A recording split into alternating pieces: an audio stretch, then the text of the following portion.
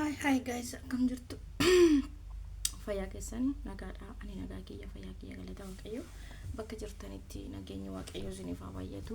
Hundi keessanuu akkamiyyuu nageessanii fayyaan keessan nagaan keessan akkamii? Ani nagaa kiyya galata waaqayyo. Hojiin illee akkamii? Jiruun jireenya akkamii? Ani qilleensa akkamii isiniin jechaa naguma jirtu miti lammiiwwan kiyyaa saba kiyyaa hundi keessan akkam jirtu? Har'ammoo waan xiqqoo tokko qabadhee isinii dhiyaadhe innis maal inni hojjettani waa'ee dhuma uummata keenya kana adara maalidhaaf garuu namni tokko miidiyaa irratti bahee miidiyaa dhuma irratti bahee gandaa wal qoodee sabaa wal qoodee jecha hin taane yogguu haasawu maddushii hin salfattanii madushin qaaneffatanii ganda wal qoodanii gaafa wala baattan ganda ittanii ganda keessanii wal qoodanii oromoon tokkichuma ko oromoon tokkuma singaruu ganda wal qoodu maaliif ta'e kun sin akkanatti kan ganda wal qoodanii wal harrabsitanii baatanii eshireeree waliin jettanii warri hormi maal sinina jedhu warra soddaa jettasin warri soddaa sin jettan maal sinina jedhan mee bahee kan isaan wal lolanii bahanii miidiyaa irratti qullaa wal dhaabanii safuu gatan jira. Oromoon ikkoo safuu beetti safuudhaan bultii oromoon maalidhaaf miidiyaa irratti dhuftanii bakka jireenyuma kaleessa keessaa baatan dagattanii maatii keessan jalatti guddattan irraaffattanii har'a miidiyaa irratti baatanii hundi keessan safuu gattanii jecha intaane guu waliin jettan maal sanitti dhaga'amu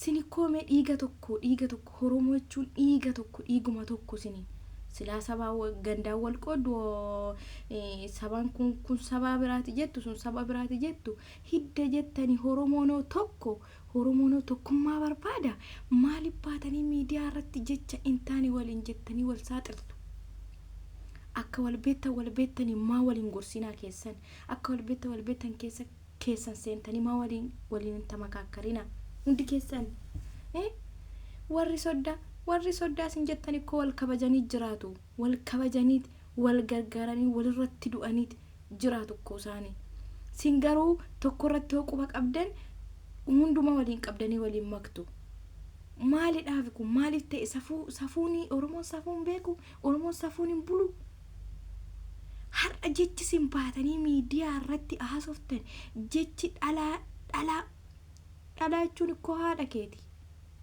dubartii jechuun haadha keeti obboleettii keeti akkamitti jechi hin taane sammuu keessan afaan keessan keessaa baa ani takka ilaalee bakka nagaddisiisa jechuudha maaliif hojjettan haadha sin dhalti keessaa baatanii akkana ta'e akkana taate ati maal jecha hin taane amma baastu maa sammuu kee keessatti waan gaarii yaadin ishiin dhalaas ishiin inni dhiiras jecha hin taane maa jetta jechan taane jecha dubartii tokkoon hin jedhamne godhatti baatee maa jetta abbaa taatirraa hooqimii lola qabaatte bahi kara keessatti dhaqeeti gaafadhu waan miidhaa walii walirraa qabaatte jecha hin taane miidiyaa irratti baatanii haati kee akkasaa taatu haati kee akkanaa taatu anatu maal si godhe anatu akkana si godhe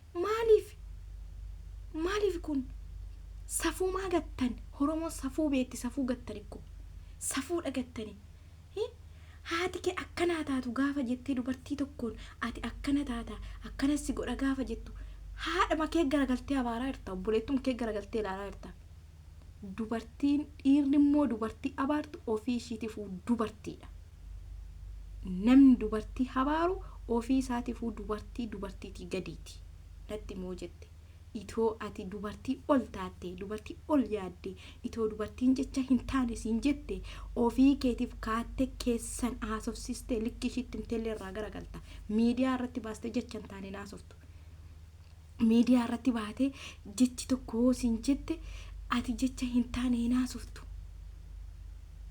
ati har'a baate dubartii miidiyaa irraa habaarte ko haadha kee tabaarte obboleettii kee tabaarte dhugaan siin hin jedha haadha keessan abaartan gaafa quba tokko namatti qabne quba shantu nutti garagala.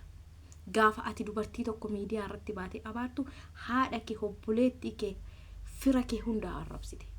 Dubartii jechuudha. Dubartiin koo kabaja qabdi. Dubartiin kabaja qabdi. Dubartiin haadha keeti, haadha dhiiraati, haadha jagnaati.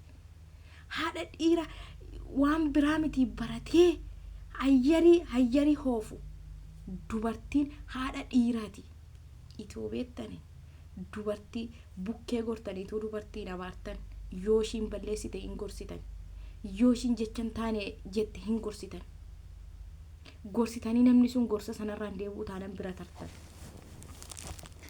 Amma immoo gandaa wal qooddan kun ekeleen akkana jettan saba kanaa jettan ikkoo guddina walii maa jibbitu si jammar dhugaa oromoon guddina waliin jaallattu rabbiifu dhugaa sanitti mudha oromoon guddina waliin jaallattu.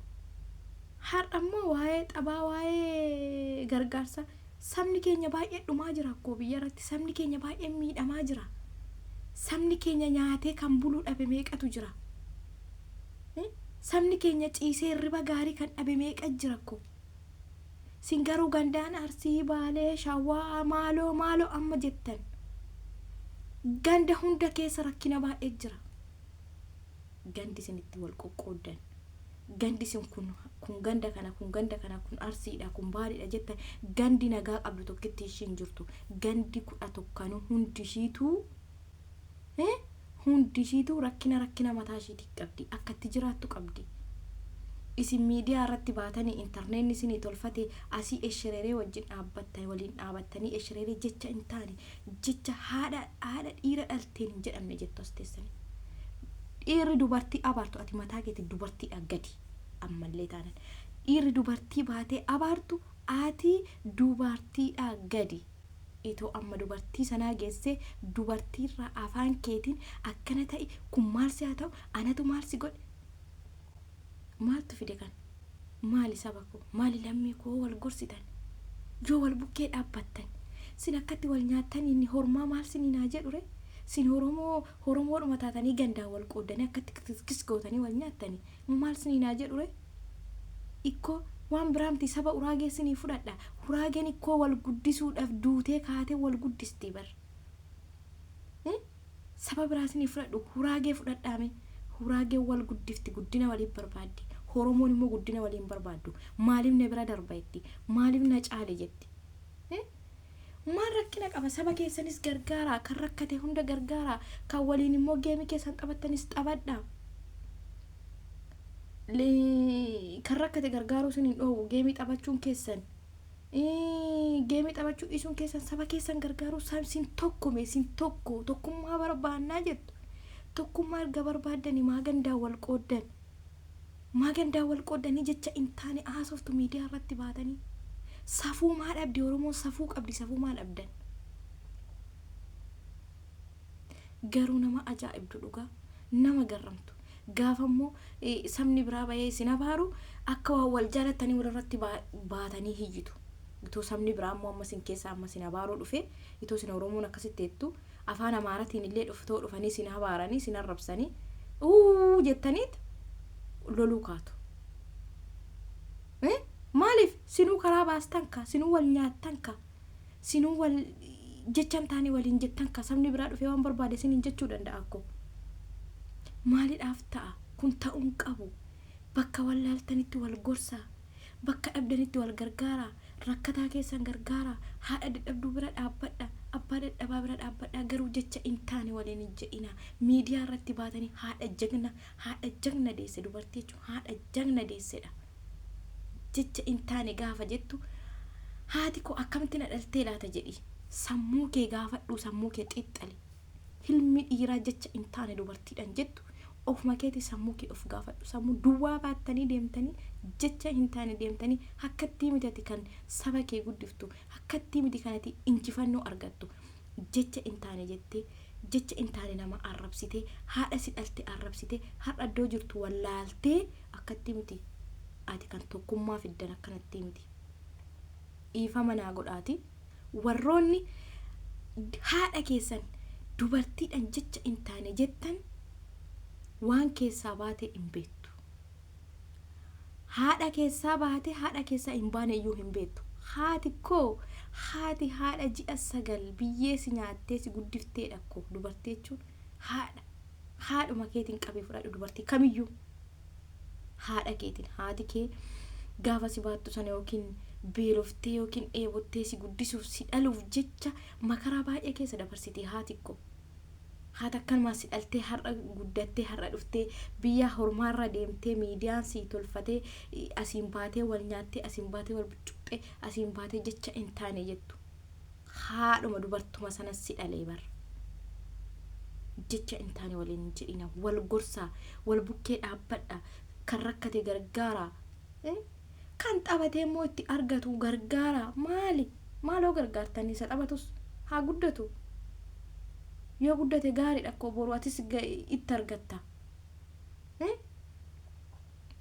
Ani kan na dhibe dhugaa waaqayyo kan na dhibe jecha intaane qaalaatii intaane sin kan eshereeree akka dubartii dhiira taate akka eshereeree dubartii.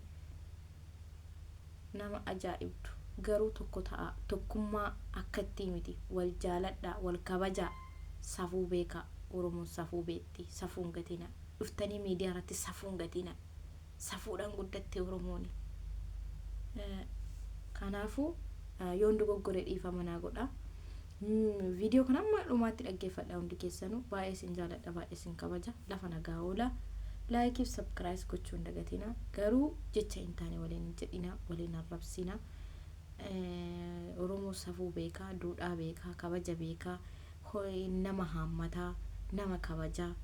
Safuu wallaalina miidiyaa irratti baatanii safuu keessan hin dagatina waan kaleessa keessatti guddattan hin dagatina isin jedha nagaan naa oola.